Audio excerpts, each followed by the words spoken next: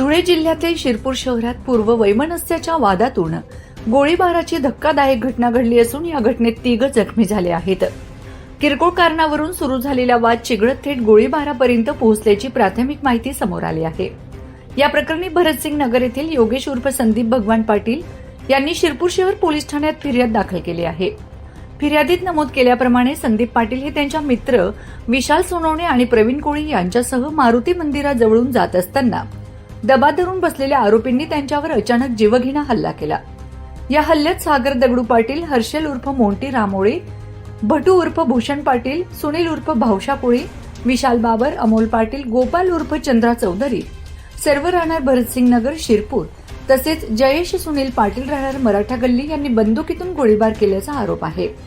गोळीबारात संदीप पाटील यांच्या डाव्या हाताला गोळी लागून ते जखमी झाले आहेत.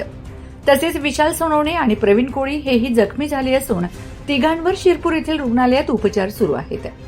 घटनेनंतर पोलिसांनी तात्काळ कारवाई करत मुख्य आरोपी सागर पाटीलसह काही संशयितांना ताब्यात घेतलंय, तर जयेश पाटील हा अद्याप फरार असून त्याचा शोध सुरू आहे. दरम्यान मुख्य आरोपी सागर पाटील हा जखमी संदीप पाटील यांचा मेहुणा असल्याची माहिती समोर आली आहे.